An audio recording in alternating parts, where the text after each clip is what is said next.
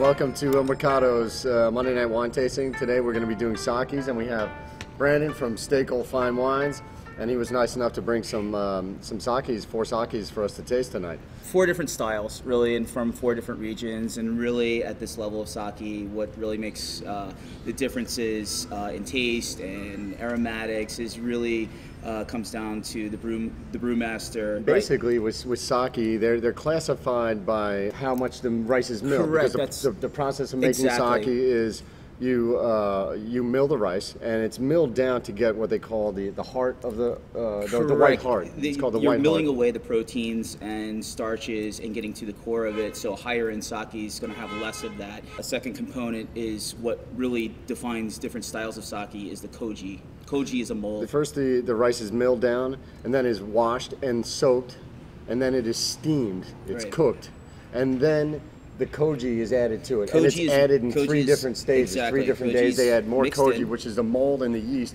which actually activates the fermentation process. Absolutely. And so it starts to ferment, and as it's fermenting, they add more water, they add more koji, and they add more steamed or cooked rice to it. So it's a process over 3 days. And also an important thing to remember too is that at this level of sake, inferior, like to be classified as a Junmai, no alcohol is added. So sometimes in inferior quality sakes, they'll use a lesser quality of rice, and they'll also add more alcohol or fillers to make that. So these have no alcohol added to the process, so that you're getting a much higher quality of sake. And when we say Junmai or Ginju or Junmai Dai Ginju, basically that is classification basically of how much the rice has been milled down, or it's rolled away until you get just to the protein, the heart of the rice. We're going to start out with the Junmai. Most sakis are more delicate than wine, and their finish should go on for a long time as well. We're drinking these chilled, but some sakis you can drink warm. Correct. In Japan, they either offer it chilled, room temperature, or warm. I was under the impression that the warm sake was of inferior. Well, in the States, that holds completely true. However, in Japan, warm sake is still offered. About 80% of the sake that you get in Japan is fortified with alcohol. But in the United States, you're not allowed to import sake that has alcohol added to it. If it's classified as a Junmai, it has no alcohol added to it. Alcohol is going to range anywhere from 14 to about 21%. Correct. You really don't taste the alcohol that you necessarily would in a wine. Very, that's like 15%. subtle. So it's very subtle. Extremely subtle, and this one is actually really delicate flavor, but I still have that flavor going on in my mouth. Absolutely. And it's fruity. I can't really pick it out. Maybe a little bit of lychee. And just very wild flower. Really delicate nose.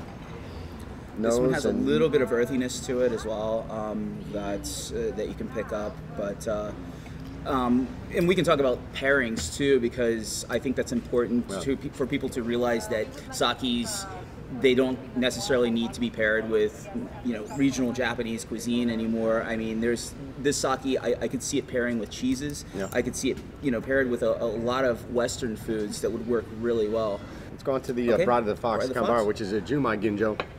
Which correct. This should be milled down, if I'm correct, even more than the Ginjo that we just had. Correct. This is, I believe, 60%. So the more you mill down, you have only the proteins, the white heart of the rice. Right. So you're going to get less of the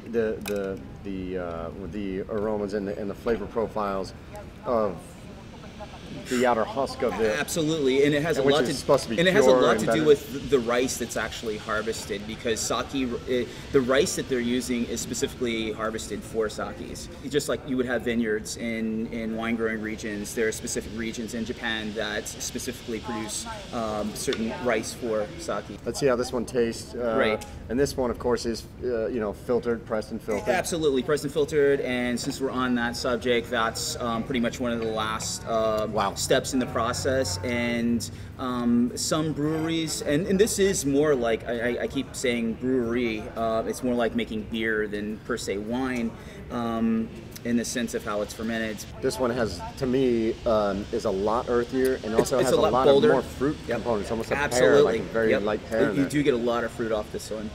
This Okay. next one is also a Jumai Ginju, Correct. and with the Yamada Nishiki rice. Correct. So This is- what is going to be different about this one and that one? This one coming from Hiroshima, which Okay. a lot of what distinguishes a certain style of sake is the water used as well. Hiroshima is known for very soft water. This is a very feminine style, and it's actually interesting fact. This is one of the few female toji, which is a brewmaster in Japan that makes this particular sake. So a toji is It's- equivalent to a cellar master. Absolutely. Yep. Okay.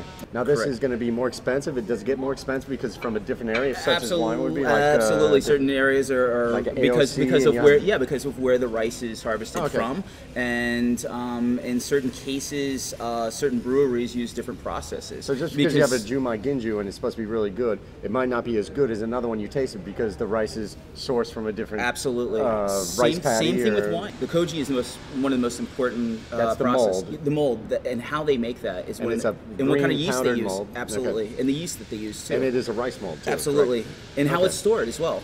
It may be stored in different sorts of barrels. In the little boxes that you've noticed in some Japanese restaurants, there's actually some sakis that are stored in cedar and will impart that flavor. That's really good. This was really good. This was, yeah, it's really a different style, and I think it's appealing to people. It does have that little bit of anisette, a little bit of kind of appley too. appley. It is very soft. It's very It's soft on the delicious. palate. Yeah. Now the next one we're Easy. going to taste is the Nigori. The Nigori. This is not filtered. It's just pressed. And It's through like a it's cheesecloth pressed or there. something? Yes, exactly. And there's different styles of Nigori as well, and varying degrees of how much of the unfiltered rice is allowed to go into this. So you have different styles of Nigori. This happens to be a heavier style, and when you get the bottle, it does get sediment down in the bottom. By all means, it's appropriate to shake it up. Oh, yeah. But as you can see, the milky quality, or a lot of Americans classify this as a milky sake. Pretty much just a stylistic approach. You have this. Well, it has a little softer Isn't quality. this the way that they originally made it though?